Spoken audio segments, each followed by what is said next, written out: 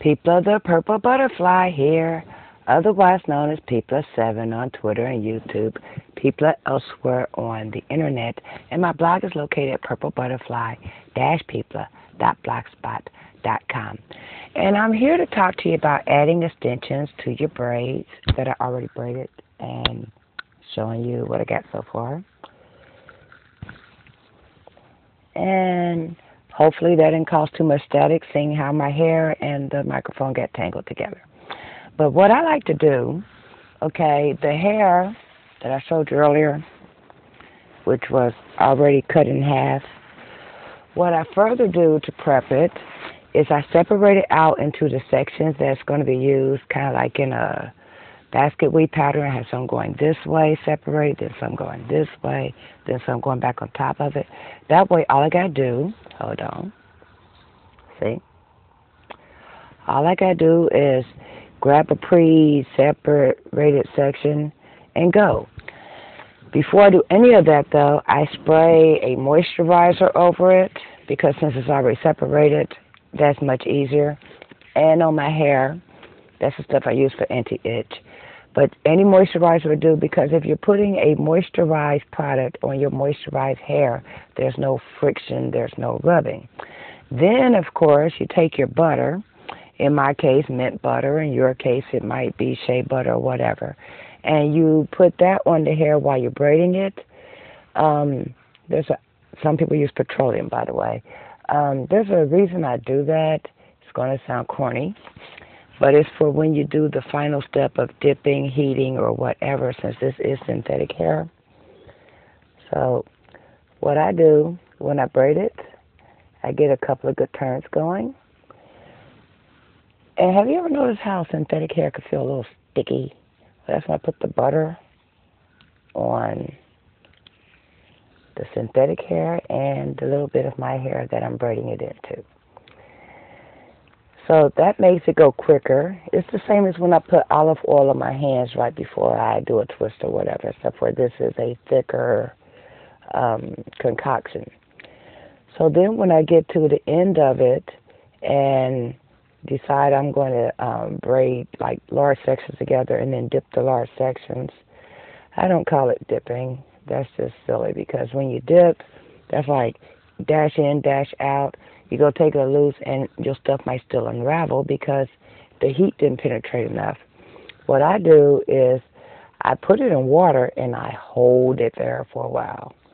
Then I take and roll it up, put more hot water on it, and leave it till morning. Make sure you have at least 2 towels draped over your shoulders, because especially when you do hair long like this, that hot water will penetrate, and that could be very uncomfortable.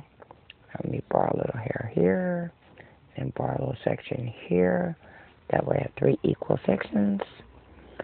And I already told you about my little blending trick. When you get that little lump right there, just kind of smooth it down. The butter makes it easier to do that. Now, when the butter is on the hair and you go to dip it, it's like when you fry chicken or whatever, you notice how the skin gets crispy real quick, and then you have to keep moving it around to make sure the inside gets done. Well, the butter helps heat up the hair and meld it together, which is also why you don't want to dip to where your natural hair is. It's also the reason why, okay, my natural hair is stopping right here, so that means you want to braid at least 1 inch down from where your natural hair is. I'm just going to braid to the end of this strand of hair. That way the back is actually the same length as my hair in the front. Oh, let's see. See like that? The back is actually the same length now, but because it's further down on my head, it's going to give a layered, staggered type effect, which is what I'm going for, especially since I'm going to keep this in here for a while.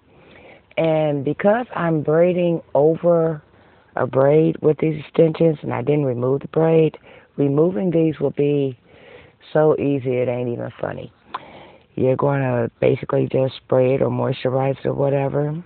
I usually do a 14-in-1 moisturizer overnight. Hold on a second. And then you get to the root where you attached it, you know, the little loop over, and you just start very slowly rolling it down, and then as it get to a certain point, like an inch away, you can literally slide it right off. You know, with a little pressure, because like right now, that ain't going nowhere. So hopefully that has been a helpful hint. Separate your stuff out. I use a cutting board. You could use an old blanket or old towel, because with it being synthetic hair and being loose, some of it might shed, and you don't want that all over your favorite chair or whatever. And should any of it get on your favorite chair, all you got to do to get it up, quick fix, take some tape, of course in my life, duct tape, and just take it any place you thought you might have some hair. See that? And then once you're done with that very quick cleanup, you know, let's get any place else. Then you just take, fold that over, throw it away. And that way you don't have to worry about little strands of hair all over the place, especially not on your t-shirts or whatever. So this has been People of 7 on Twitter and YouTube. Don't forget to rate, comment, and subscribe. Or subscribe. And if you are already subscribed, thank you to all my new subscribers and my old ones as well. And check out my blog, because I've taken a lot of pictures during the process of doing this. I haven't uploaded a lot of them yet, but by the weekend, they will be up there. I do have a full-time job, so sometimes it takes me longer to get to the computer and do stuff. Anyway, y'all stay blessed, stay safe, and stay tuned. Bye now.